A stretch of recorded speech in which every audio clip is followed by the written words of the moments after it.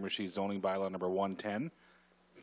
Excuse me, to change the zoning designation from highway commercial to business light industrial BLI for the subject property described as PID 401-95422 located at 112 King Street, City of Miramichi, to enable a construction business for prefabricated buildings and modules.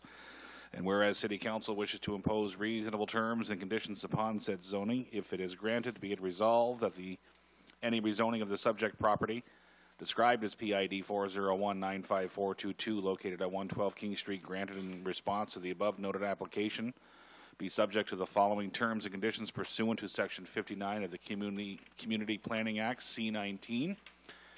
One, that the use permitted of the subject property be limited to construction industry, A. B, manufacturing facility, C, office, D, outdoor storage associated with the main use, and E, warehouse, including associated retail sales.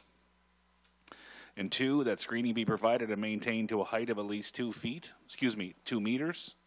I'm going to do that over. That screening be provided and maintained to a height of at least 2 meters, otherwise in accordance with City of Miramichi zoning bylaw section 3.1.19 along both sides and rear lot lines, particularly abutting PIDs 402-05809 and 402-05742. Thank you, Deputy Mayor Quinn. I'll ask for a seconder for the motion. Councillor Johnston on the question.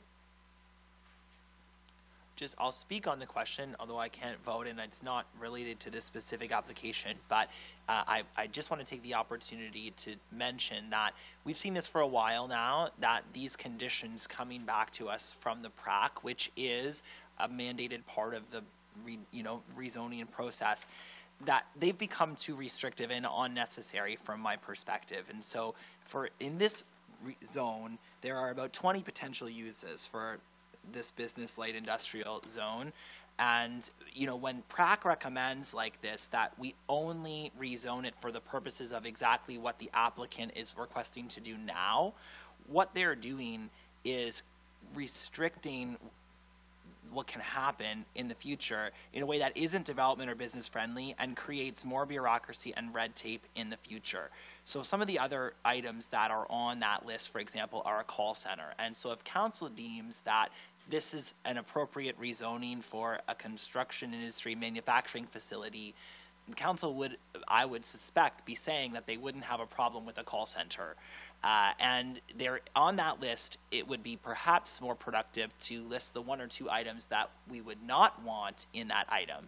But when these recommendations come back from PRAC, they tie our hands, because we need a supermajority of voters if we want to supersede them. And on nights like tonight, it's difficult to achieve that when a good portion of the council can't participate and others aren't here. So this creates a lot more unnecessary work in the future for people who may, if the building changes hands, require a different use under the same zone. And so I've asked the manager to put this on a future agenda for council to formally request to PRAC in writing that they stop working in this way, which is, like as I said, unnecessary and heavy-handed.